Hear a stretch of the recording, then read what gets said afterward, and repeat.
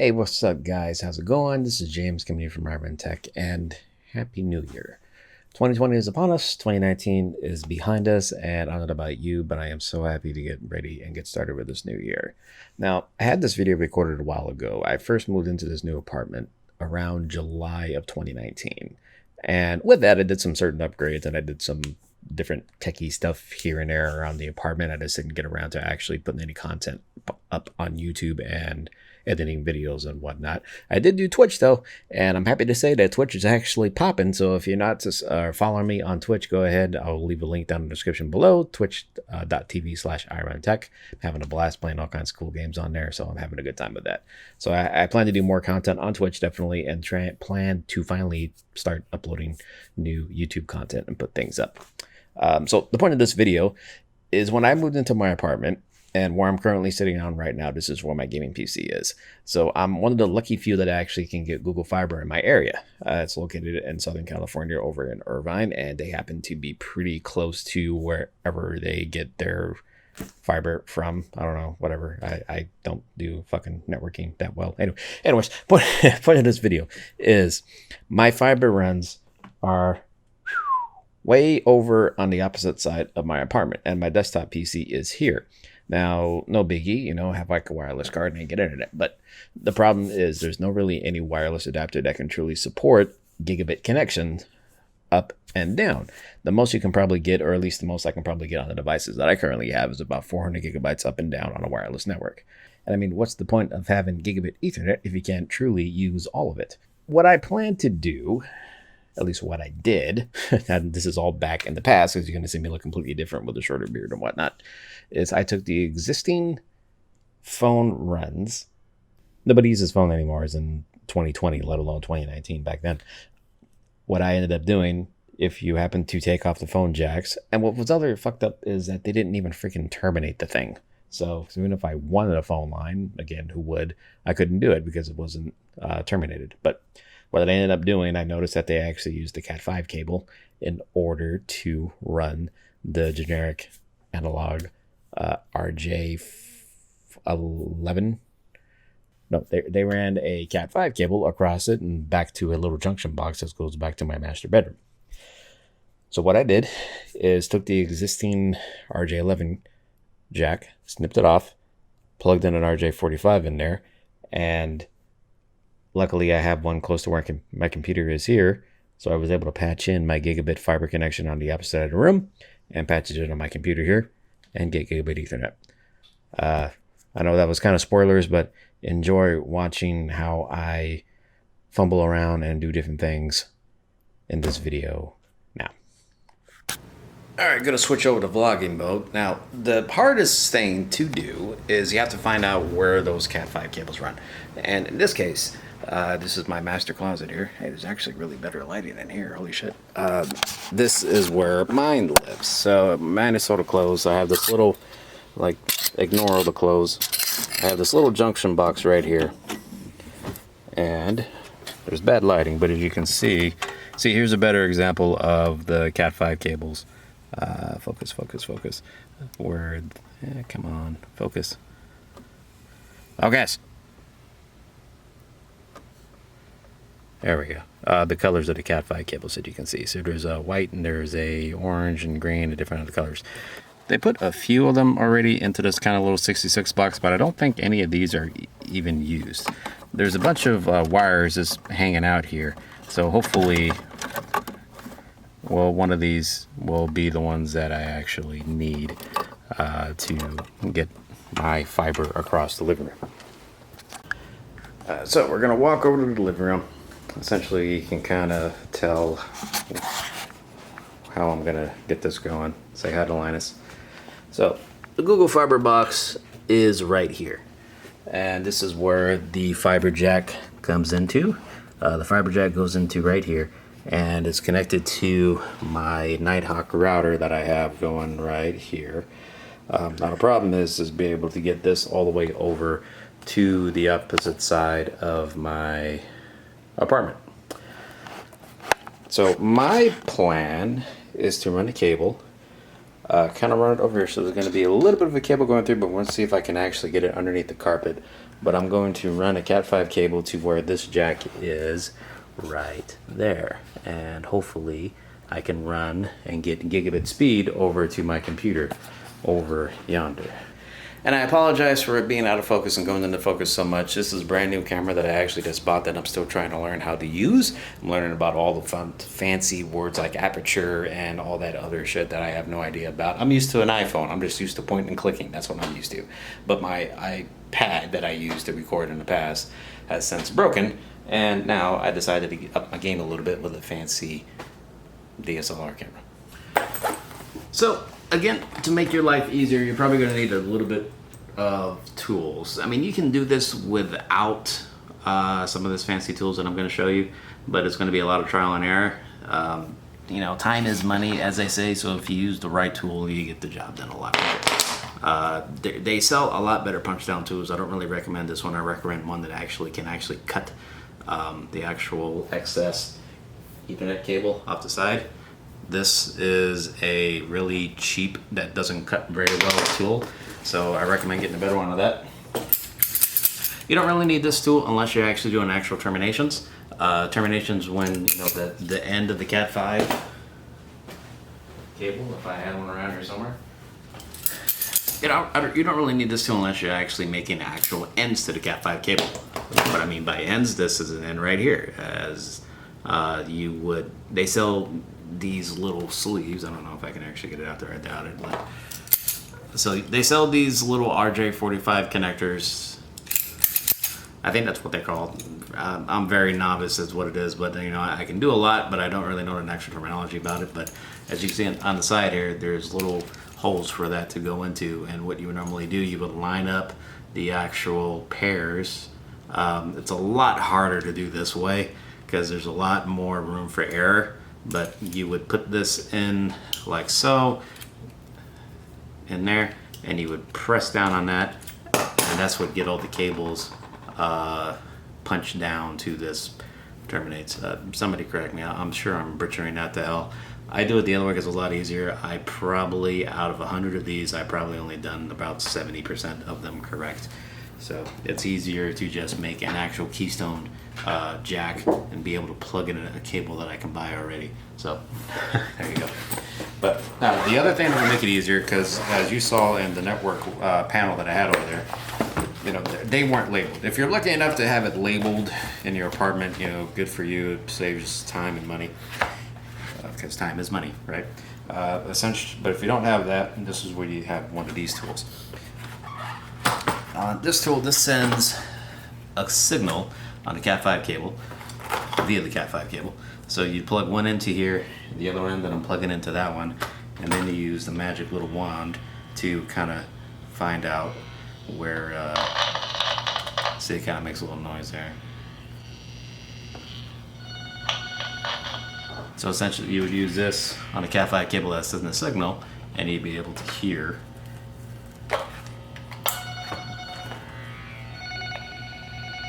So then you can see which one is right, so you don't have to spend all day and not have to punch down every single Cat 5 jack in order to figure out where the cable is that you actually need. So yeah, I'll put a link to that.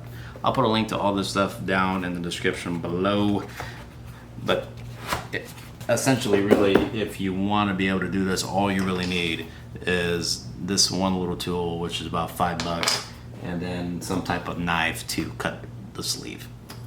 That's really it. Oh, and plus keystones. And here's an up close shot of it, and all it is just has, they're very easily to set up. So if you haven't done any networking before, you know, you might take a couple of these. It might take a couple of tries for you to get it right the first time, but you know, if I can do it, anybody can do it.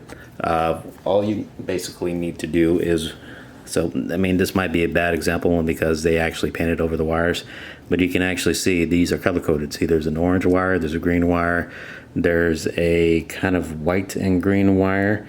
Very hard to tell since this is painted over. Bad example kind of, but what you see on the side here, these are all kind of color coordinated. If it'll focus. So you see that there's a green here, there's a green right there, there's an orange here, and there's an orange white there on the opposite side, blue white, blue, brown, white, and brown. So you would take these wires and you would put them, you take these wires and you place them into where they match on the side. Now there's two different standards you can go by. You can go by A, you can go by B. To the life of me, I don't really know if there's any difference between the two. As long as you match the same going in as you do on the opposite side, it doesn't really matter what you go to. And then you take this little punch down tool and you just go clicky, clicky, clicky when you put the wires in, and you essentially made yourself an Ethernet plugin. Okay, there you go. I got one keystone done. You can see color coded. That's all you do essentially, is you match up the right colors again to the correct spot, and then you use this little tool to punch them all down. Now we're going to use my little fancy tool in order to find out which cable that is back there. One side goes in there, the other side goes into my new cable that I just made, and we should get a signal of some sort. Yep.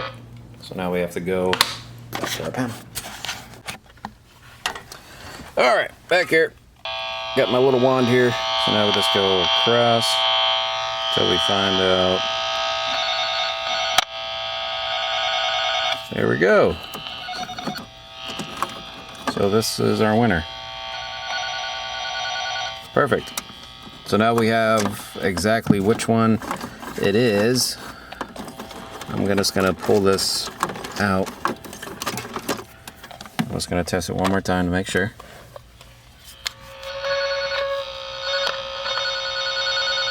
Yep. So that's that one.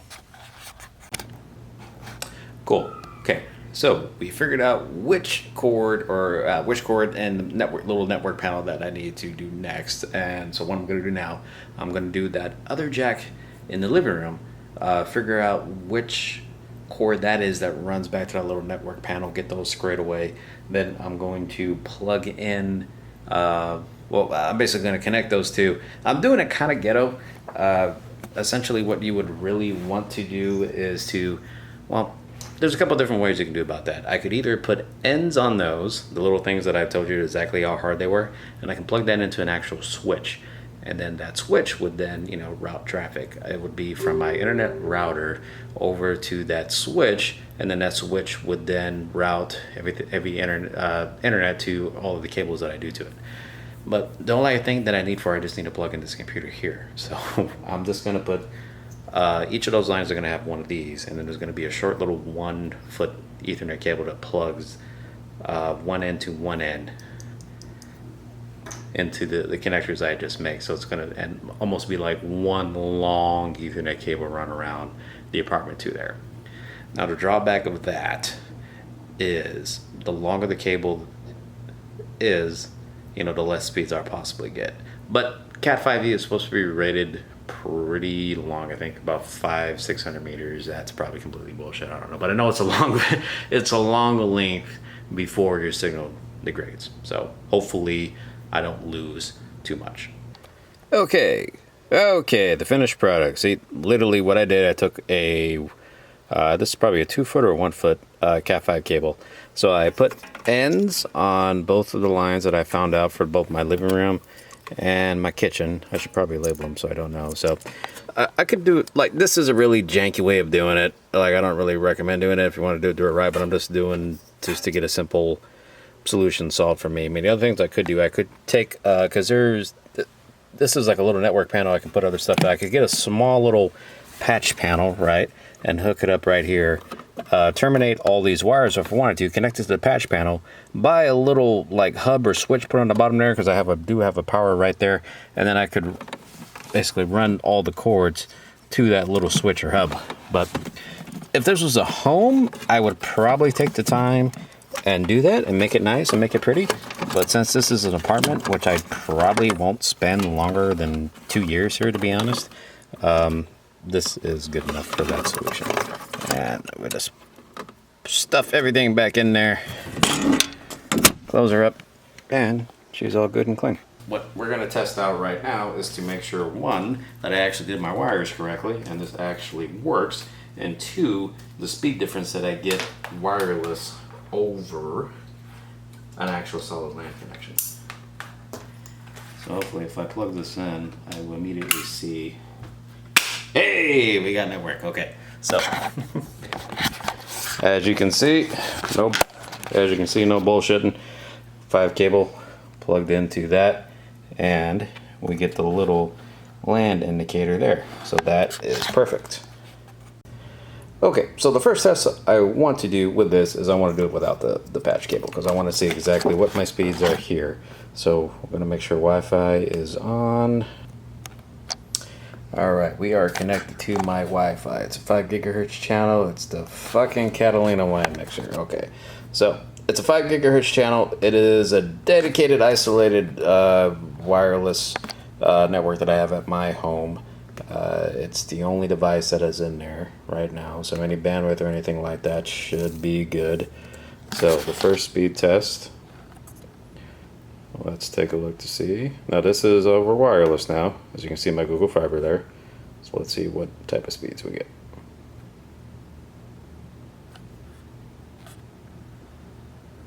Good ping.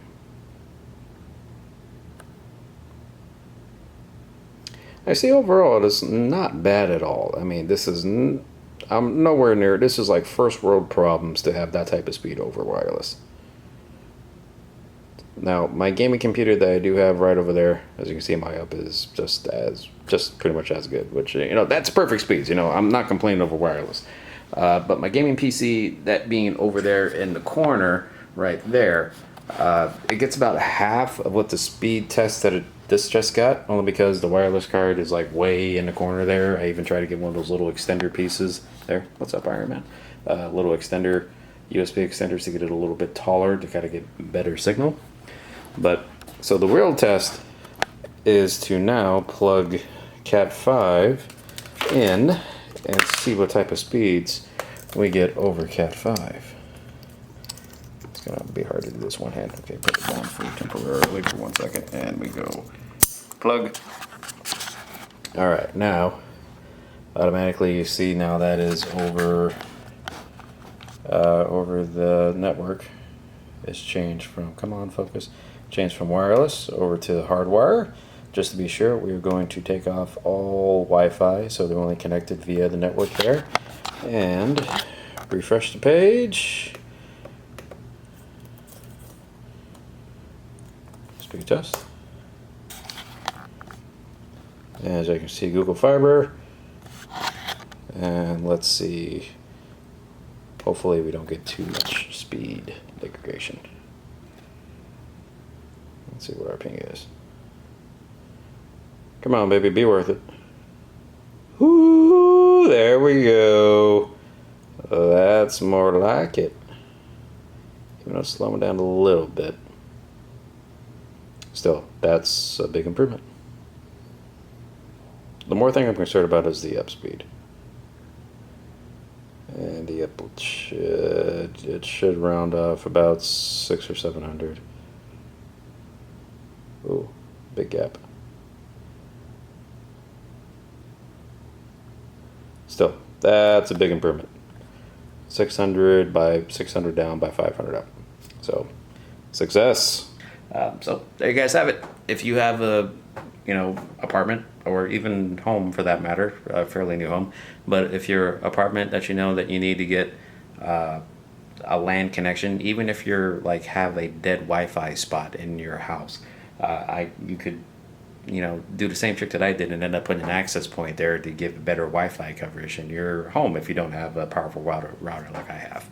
But anyways, just my little tech tip of the week, and let me know also how you guys like the quality of this camera and whatnot. It's a heavy camera, so my shoulder is hurting already just by holding that, so I'm trying to hold it steady. Anyways, I'm planning to do more stuff on YouTube. I'm going to get some more product reviews up. I am back, I am dedicated, and I am going to start getting some content online. I'm excited. I'm also excited this is the first video that I'm recording with this camera, which I look very forward to spending more time to learning all the cool little tricks and secrets. And I will do a room setup tour fairly soon once I get everything kind of situated and organized. So thanks for watching, guys. This is James from Iron Tech. It's good to be back. Catch you in the next one. Take care.